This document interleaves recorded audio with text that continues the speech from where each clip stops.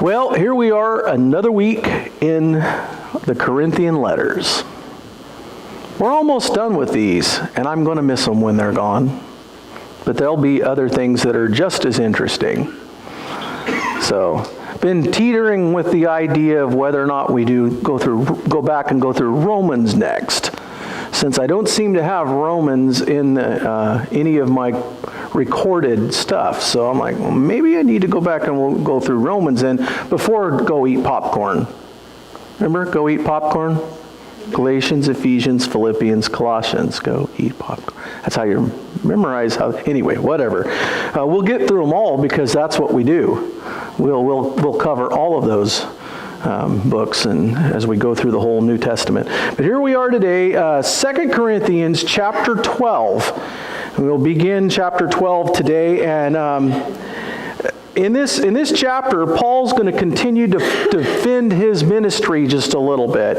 You have to remember, he's on the defense here a little bit, and that's why I think that it's possible that these last 4 chapters might be the severe letter he referred to in the first 9, and they might have been 2 different letters, maybe. Don't know for sure, but but we see he is still defending himself here a little bit in this, and he's talking about his things that he's gone through and what he can boast about. He boasts about his weakness because he boasts about the things areas where he's weak because those are the areas where the Lord showed up. Right? If you know that something's impossible and you make it through it and it happens anyway, then it had to be God showed up to make it happen, right? So you see, that's the things that he was bragging about, that he was boasting about. Not that he did them, but that those were times because of his weakness, the Lord showed up. And he shows himself strong when we are weak. And if we've got this, it's just kind of like the whole attitude, that's all right, God, I got this. Right? Yeah, we get that way sometimes, right? We forget how much we need him when things are going fine. And then all it takes is a good kick in the shins for us to realize that, or somewhere else, but for us to realize that, no, we need him. We don't got this, right? And that's where he would rather we stay. In an attitude of, I don't have it. I don't have this. I need you to show up and work. And even if it's an area where I think, okay, this is my area of expertise, still, if it weren't for his power showing up in it, I wouldn't even know what I was doing. So I need him to show up. I still need him, even if it's an area where I think that I do well, right? So, anyway, Paul is talking about that in this chapter as well. He's going to continue along that vein, and he's going to talk about something else here. He's going to take us on this strange trip out of this world. He's getting a little extraterrestrial here. He talks about a trip he went on out of this world. Well, he doesn't say he did it. He's referring to himself in like third person in this. This guy I know, and he's really referring to himself in this, and we know this by some other writings, but he's staying out of it because he's not bragging about himself, and that's the point he's trying to make. But anyway, he also will tell about the thorn in his flesh and some more stern warnings. And we'll find out what this thorn in his flesh is all about. But I want to bring your attention to the fact that Paul had, there are 7 visions in the New Testament that Paul had. It's pretty interesting. If you want to count how many 7s are in the New Testament, I think you'd never run out. There's always something else where there was 7 of something. But Paul had 7 visions that are recorded in the New Testament where it refers to a vision he had. And they're all except for this one that he tells about here. It's in 2 Corinthians 12 here. But the rest of them are all in the book of Acts. And when Luke is telling the story about Paul and his ministry and the visions, and because you can follow through on them if you want. In Acts 9, verse 3 through 7 and verse 12, the Lord meets him on the road, and then he also a visit with Ananias. So it's the vision, the Lord shows himself to him there. And then in Acts 16, verse 9, he's called by a man to Macedonia, where he saw in a vision, he's looking across the water, and there's a man up in Macedonia calling, "Come to us, come and help us." And that was his vision, that he got to take the gospel up there. And that was the impoverished northern province over in there, Macedonia, above where Corinth is, down Achaia in the south. So anyway, that was Acts 16. Acts 18:9, he's encouraged through a vision while he's in Corinth. He's encouraged, keep on going. I'm with you. You have much more to do. He has a vision where the Lord speaks to him. Acts 22, he's called to Gentiles. The other 11 were called to the Jews. As far as we know, the other 11 apostles were all called to minister to the Jews. But Paul is given a vision, and he's shown that it's the Gentiles he's supposed to be ministering to. Because, his heart was still with his own Jewish people. But God gave him a vision to show him this. Then also in Acts 23, he's encouraged through a vision while he's in prison. Acts 27, a vision while at sea during a storm that nobody was going to die. And then here in 2 Corinthians 12, he tells of a vision from 14 years prior. That it happened 14 years ago. So altogether, 7 visions that we have recorded in the New Testament that Paul had. Interesting stuff. All right, so let's look at chapter 12, verses 1 and 2. "I must go on boasting, although there is nothing to be gained. I will go on to visions and revelations from the Lord. I know a man in Christ who 14 years ago was caught up to the third heaven. Whether it was in the body or out of the body, I do not know. God knows." Okay, so he's telling of this vision. A man was caught up to the third heaven. Anyway, the Corinthians would be impressed by this tale of a vision, so it is in the letter to them. And interesting to note that rabbis often spoke of themselves in third person.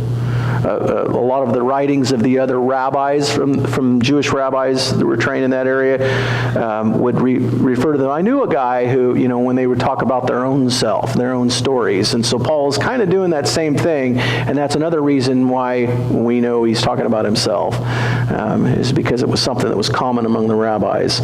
The third heaven, by the way, in case you're curious, the third heaven meant the place where God dwells.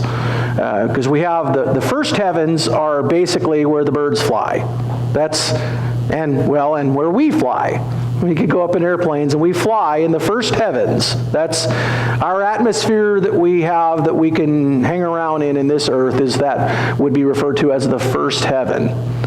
The second heavens, or the heavens, would be out where the moon and the stars and all that stuff, out in the space.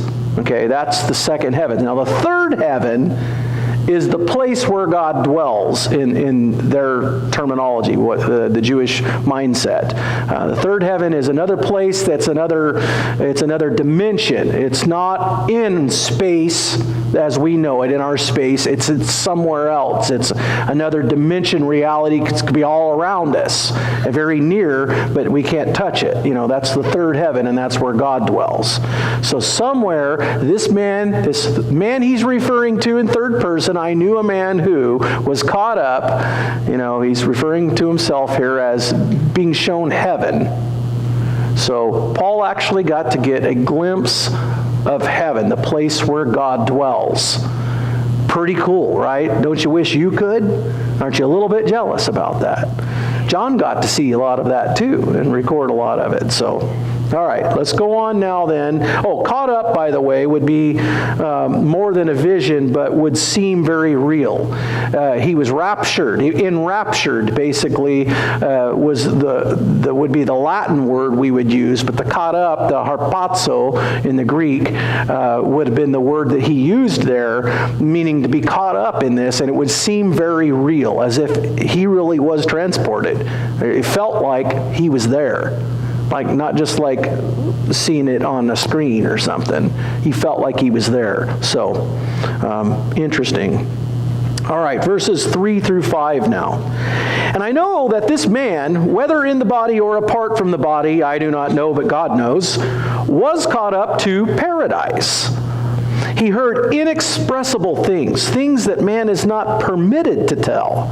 I will boast about a man like that, but I will not boast about myself except about my weakness.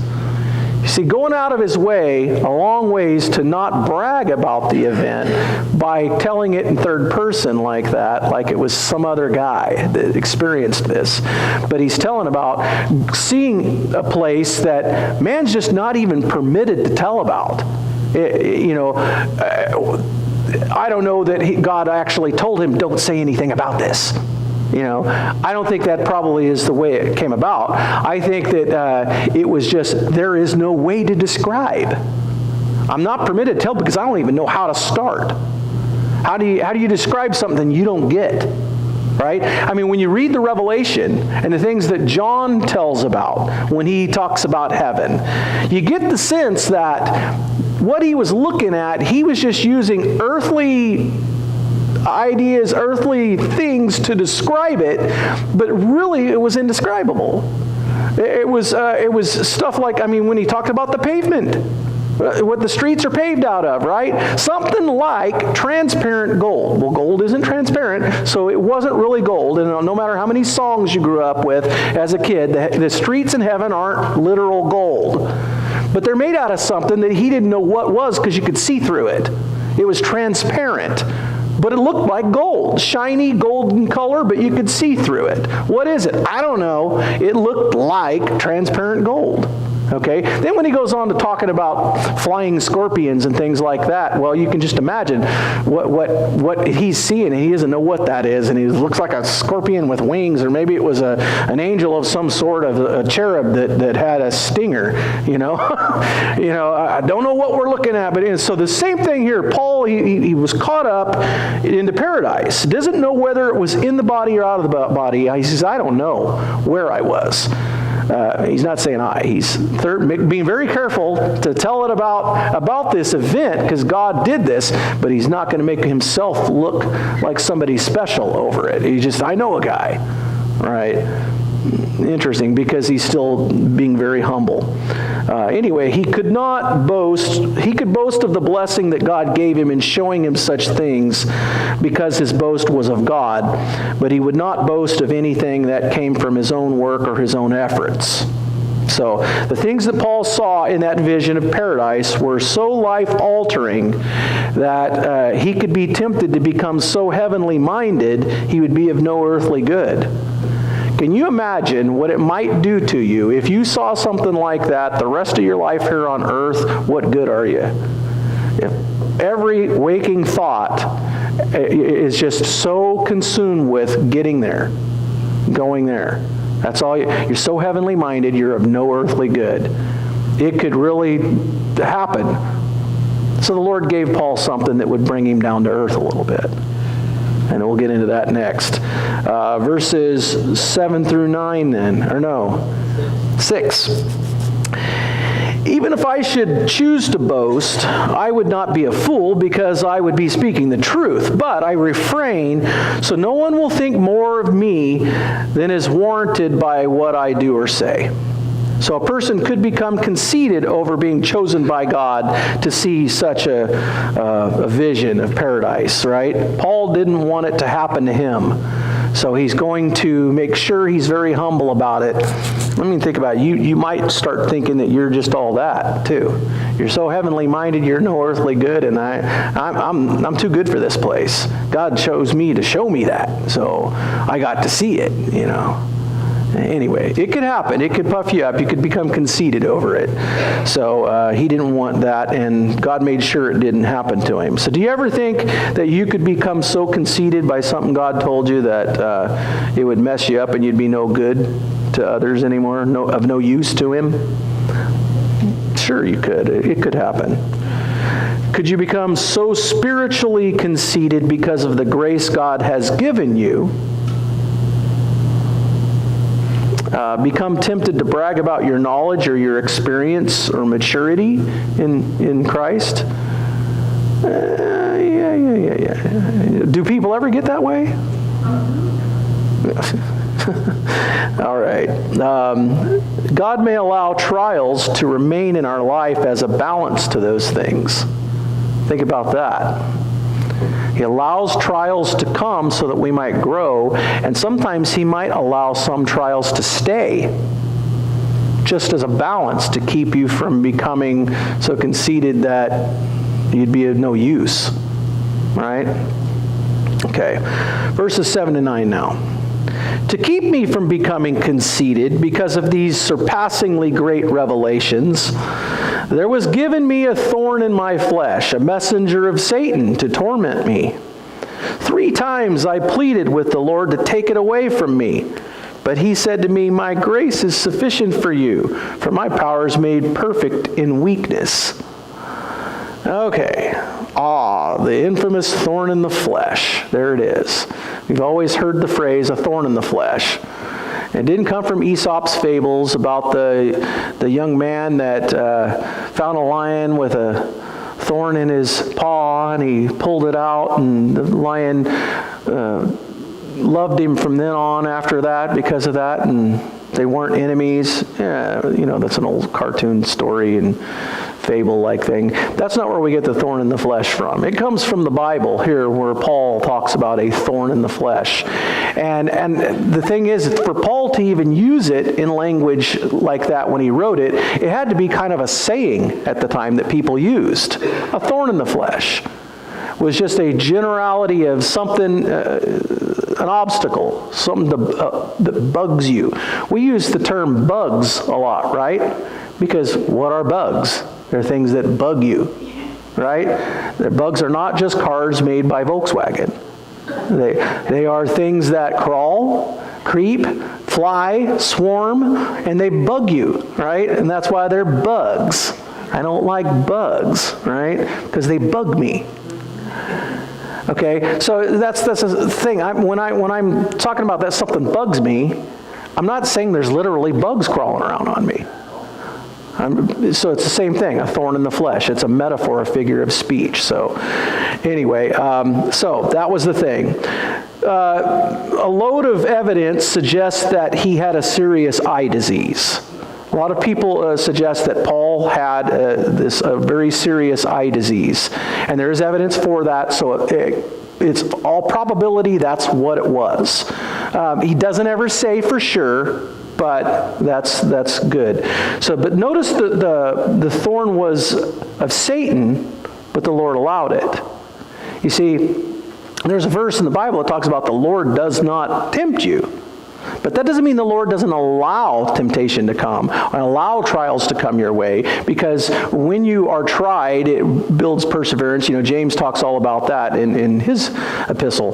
But the Lord does allow these things. But in the Old Testament, we talked about, the King Saul had a messenger, a tormentor of Satan that the Lord sent, a tormenting spirit.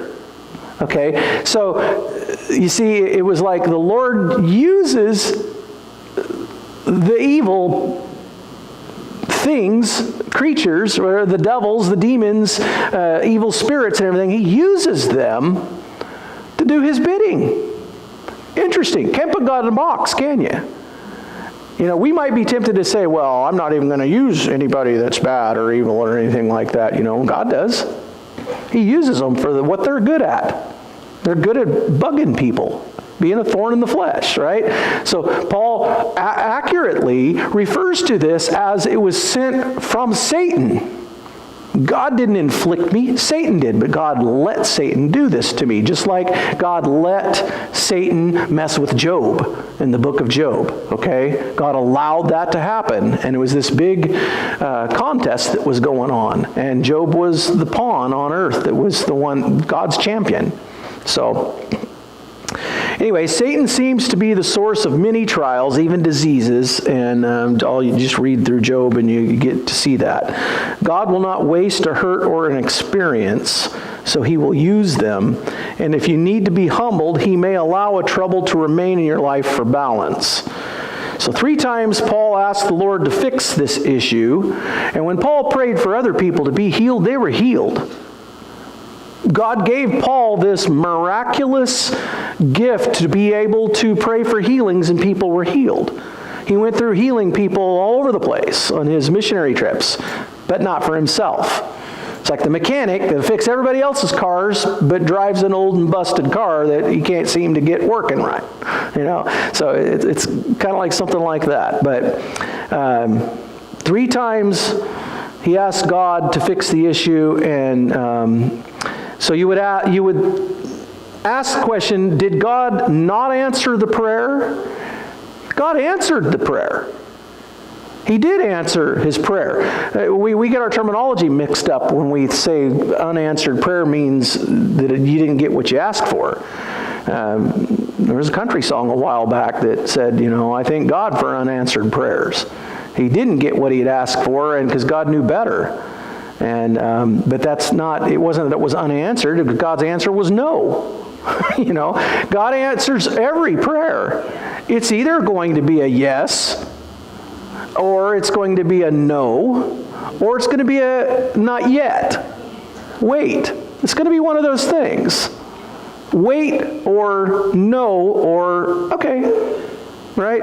We just want them all to be okay. We want them all to be, every time we go to God with a question, we want it to be a yes right now. And so we're tempted to say, well, it was unanswered if I didn't get it, because God's good, right? He only does good things. He allows some things like this. And this is one of these things. So to remind Paul, this thorn allowed Paul to remain weak in humility, and he had a good reason. God had a good reason for this. He would show himself powerful through Paul more because of this thorn. Paul would have a weakness that he couldn't just jump around and act like a peacock, right? Like the guys that were up against him and the speakers that the people loved to hear, because they're all flashy and all that kind of stuff. He wouldn't be able to be that. So it was going to have to be God speaking through him. He was going to have to rely on that, you see. And it's just too bad that the peacocks don't decide to keep their feathers down and let God speak through them as well. God would show himself powerful through Paul because of this thorn in the flesh. So God's grace extended to Paul was all that Paul needed in this world. Memories of the vision would remind Paul that this world wasn't all. This is not all there is. He would always have those memories, and in fact, it was a mere shadow of greater things to come, is what we have in this existence. Just a shadow of the greater things that we have before us.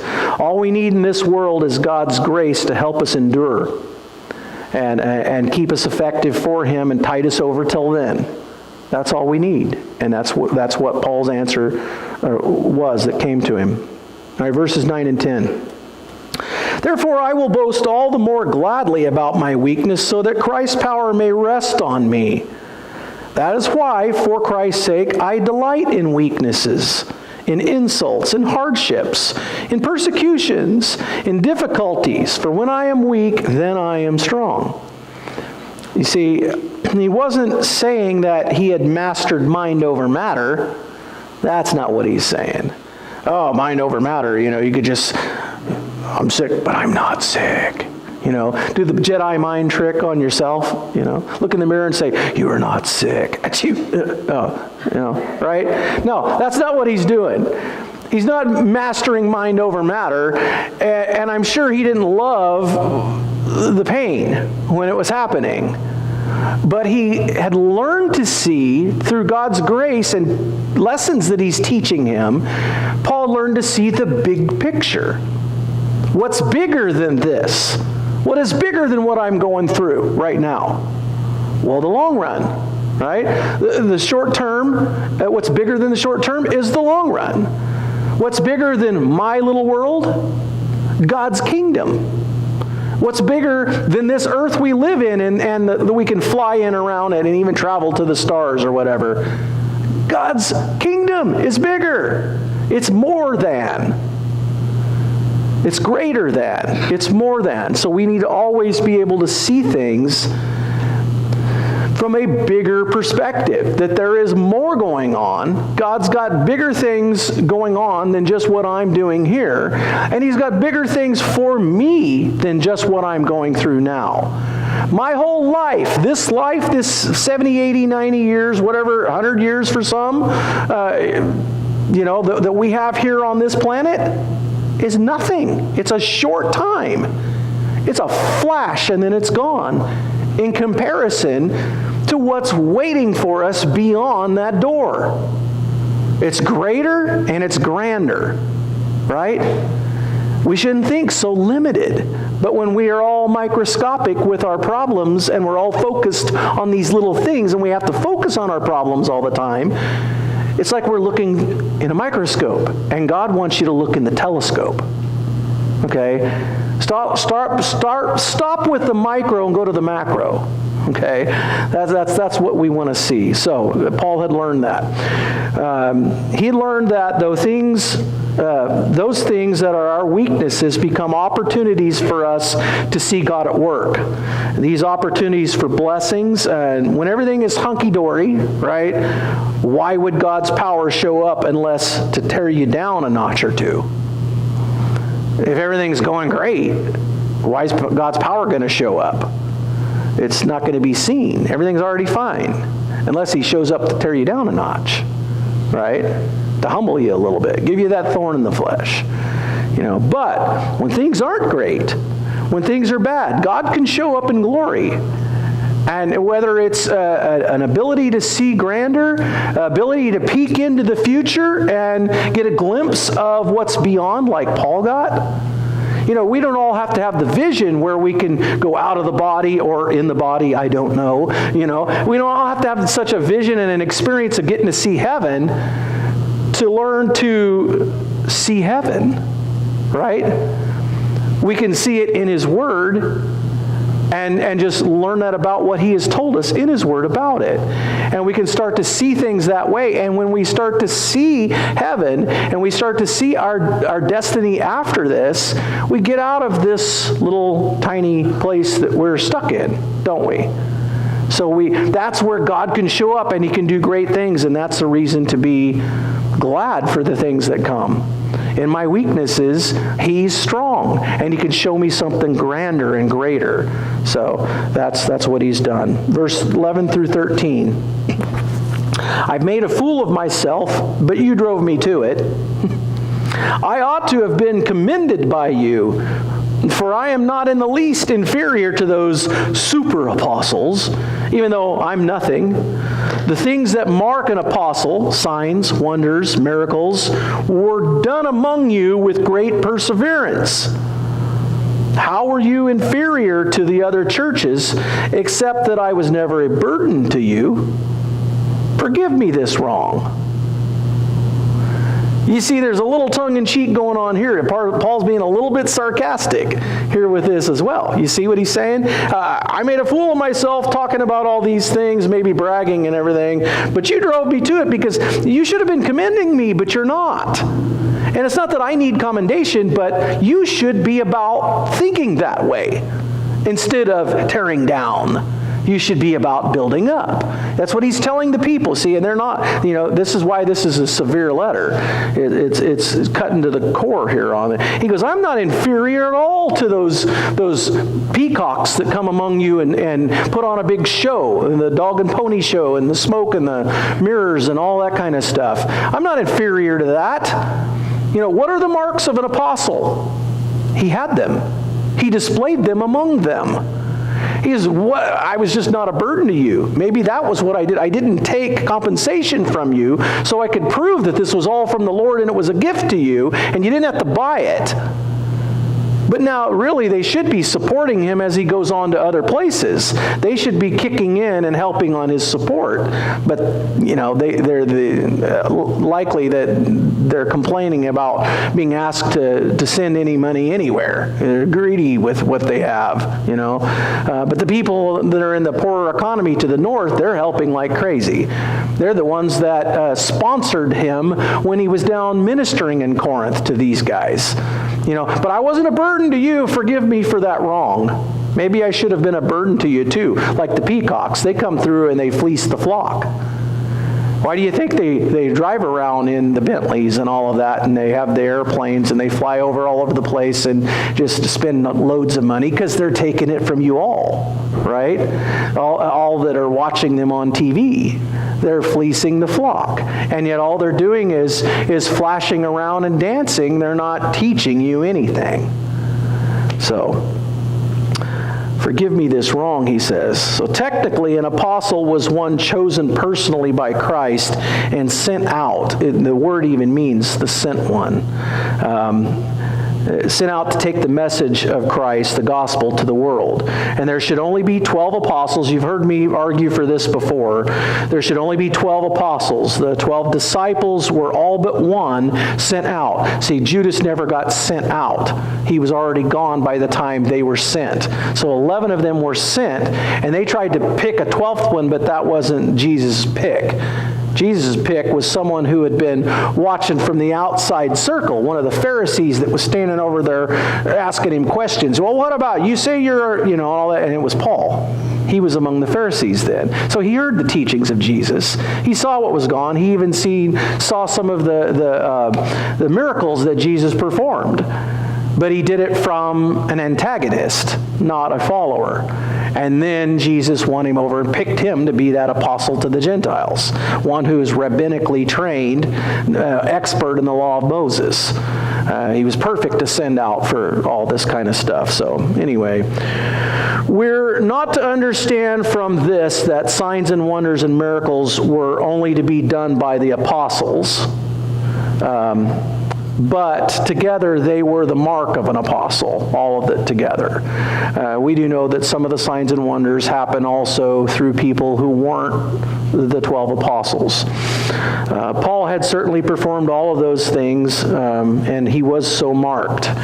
Many even back then were trying to use this office of apostle as a way to gain higher authority over people and try to use it as power. An apostle would be seen as higher authority than a mere elder or pastor teacher, and this was and is only a fleshly way to gain power, because there are no apostles anymore in that sense.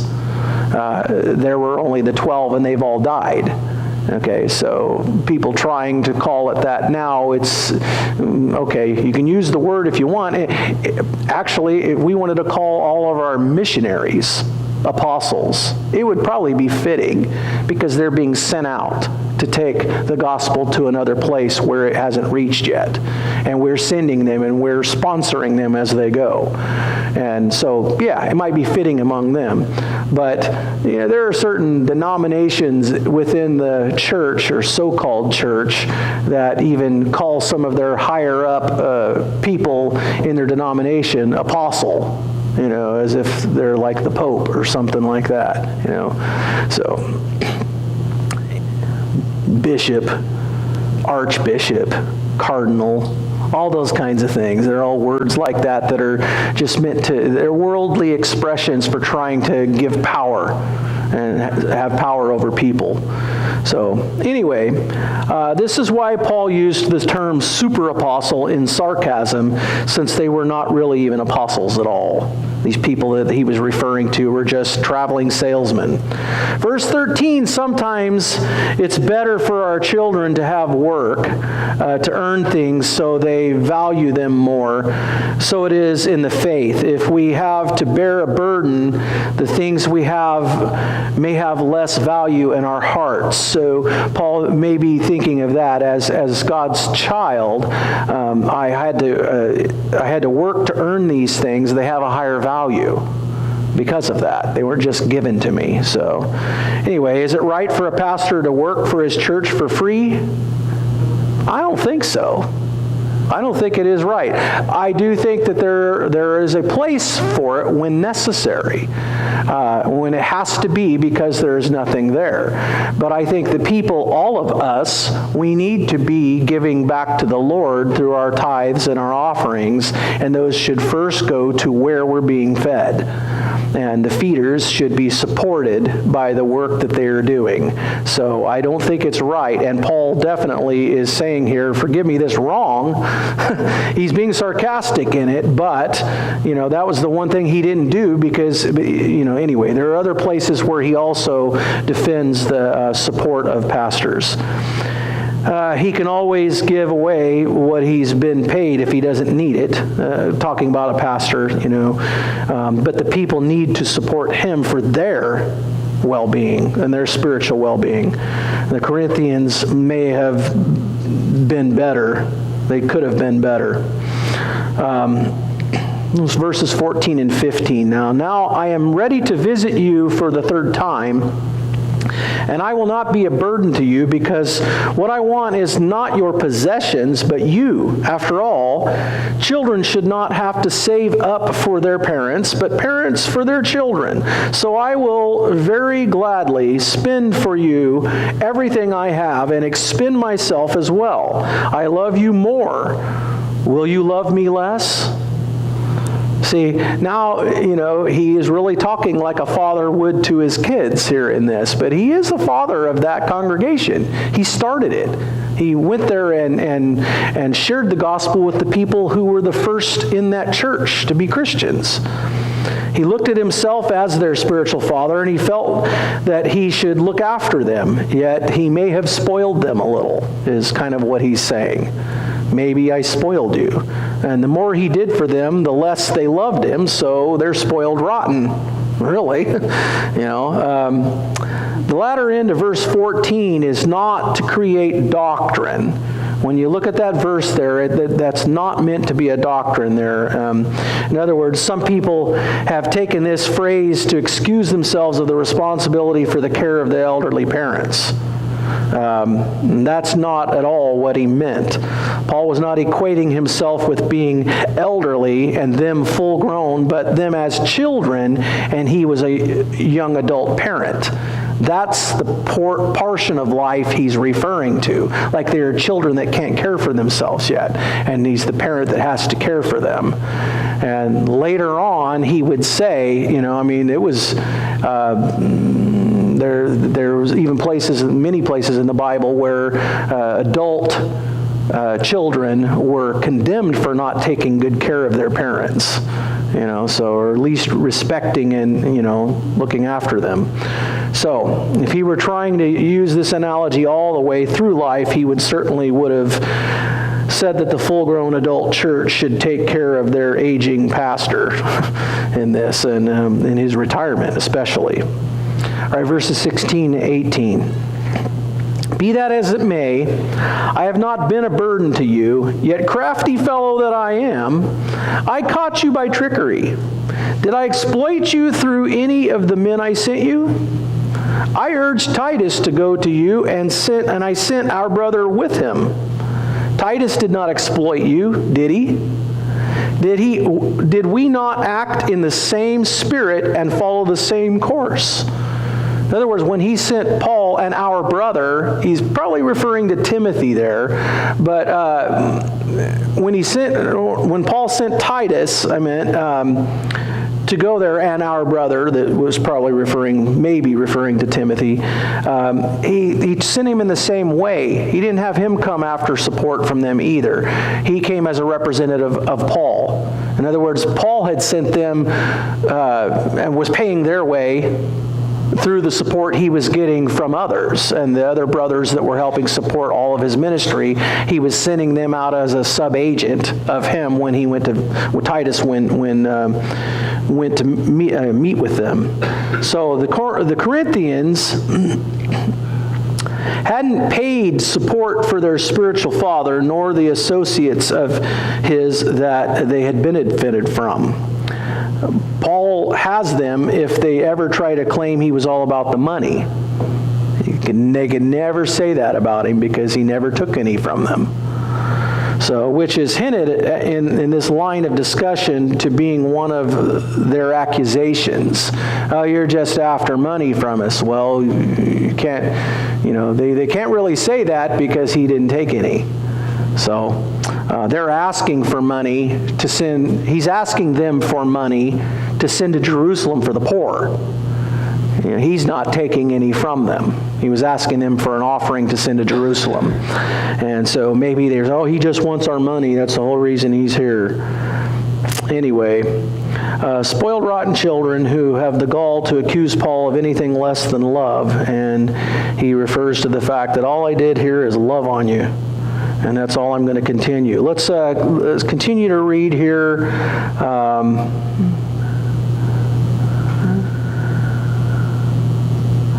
Verse 19 and 20, and then we're almost through with this chapter before we let go today. Have you been thinking all along that we have been defending ourselves to you? We have been speaking in the sight of God as those in Christ, and everything we do, dear friends, is for your strengthening. For I am afraid that when I come, I may not find you as I want you to be, and you may not find me as you want me to be. You get what he's saying there, I may have to get a little bit angry with you. I may have to scold you when I come if you don't straighten up before I get there. It's like a parent sending a note to his children, right? I'm afraid when I get there, you won't be as I'm wanting you to be, and I may not be what you want, right? That's what he just said here. Even in the defense of his apostleship, he shouldn't have to do that. And he's doing that because their mindset is so worldly, it's like they're not getting it. They're thinking like the world does. Verse 20 gives support to the idea of chapters 10 through 13 being this missing second letter.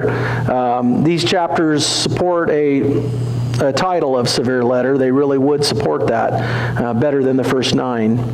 If he were to visit them at this time, there's still unresolved tension between them. So it may have been that if that's the case, then these last chapters went first, and then chapters 1 through 9 followed after. And but we have them in the book at the end of the book. So just bear that in mind when you read it, that's a good possibility that that's what has happened here. And the last 4 chapters were a different letter that was sent prior to 2 Corinthians 1 through 9. All right. Anyway, verses 20 through 21. I fear that there may be quarreling, jealousy, outbursts of anger, factions, slander, gossip, arrogance, and disorder. That sounds like a lot of churches I've seen around, right? And in fact, it'd be hard to find a church that didn't fit in there somehow. Let me start over. I fear that there may be quarreling, jealousy, outbursts of anger, factions, slander, gossip, arrogance, and disorder. I'm afraid that when I come again, my God will humble me before you, and I will be grieved over many who have sinned earlier and have not repented of the impurity, sexual sin, debauchery in which you have indulged. So if all these sinful things which he warned them about in the first letter were still happening within the church at this time, Paul's afraid that his anger might cause him to speak in the flesh, and God would have to humble him for it. He'd blow up at them and then have to apologize after in humility for losing his cool when he shouldn't have lost his cool. Even though they might have had it coming in all sorts, he shouldn't have done that, So he's afraid if I go to see you right now, steam's going to come out of my ears when I see you guys. That's why I'm not coming yet. I want to come visit you a third time, he says, but I haven't yet. I'm holding off because I'm still hearing bad reports. Another reason why I think 9 through 13 were a different letter that came before 10 through 13. Because 1 through 9 is like, I'm so glad that you've changed this and that you think favorably toward us and all these kinds of things. See, it's like it's 2 different letters. So anyway, at the beginning of this letter, things didn't seem to be of concern, so, 2 letters. I'm not sure, but I tend to believe that's the case. This is how this chapter ends right here, with his reasons for avoiding a painful visit to them. He's afraid that they're too much of a mess for him to stand, Could you become spiritually conceited because of the grace God has given you? It's a question I asked earlier. Can you become tempted to brag about your knowledge, experience, or maturity? Yeah, it could happen. God may allow trials to come and remain in our life as a balance to those things. Remember that. Memories of the visions would remind Paul that this world wasn't all. There is greater to come. And it was that this is just a shadow of greater things. And all we need in this world is God's grace to help us endure and keep us effective for Him and tide us over until that day. And when everything is hunky-dory, why would God's power show up unless to tear you down a notch or two? But when things aren't great, when things are bad, then God can show up in glory. Okay. So, that's the wrap-up of the things that we get from this chapter. But remember where Paul is at, too, in his talking to them as we finish this up, as we continue on the next couple of chapters. 12, 13, one more chapter. Anyway, that this is what's happening, and the church was so worldly. Think about it. Can a church in California be the church of Corinth? Very easily. It seems as though that he could have been talking to many of the churches that we've seen. So we just need to guard about that it's not about those things that he warns about. Those should not be the mark of the church. If they ever happen in the church, it should be a rare thing and hardly ever happen, and it was put down and put away and it doesn't happen again. You know, that's the kind of thing that we should be marked by, not the things that he mentions in that. So God's people should not be known for that. So that's our marching orders for the week. Go back and review it. Read it again. And in fact, go through and read chapters 1 through 9, and then when you get to 10, see if you don't pick up on the flavor change. You might try reading 10 through 13 first, then go back and read 1 through 9. And see if that you don't go, oh, yeah. Now I get in chronological order what probably happened here. And we can learn a lot about ourselves, about our church, about our community, where we are in the world and all that by studying these things. So let's close in prayer at this time then. Heavenly Father, thank you so much for your word and these things that you teach us. Lord, convict us of the things when we get out of line on these, and support us when we are right and we are in line. Give us a hunger for your word so that we might spend more time in it and getting our marching orders and learning to know you, getting to know you better. Give us that hunger and thirst for it, and then make us a light in our dark community so that we might be that beacon of hope, encouragement, and hope for everyone that's out there. And we pray all these things through Jesus Christ our Lord. And God be with you this week.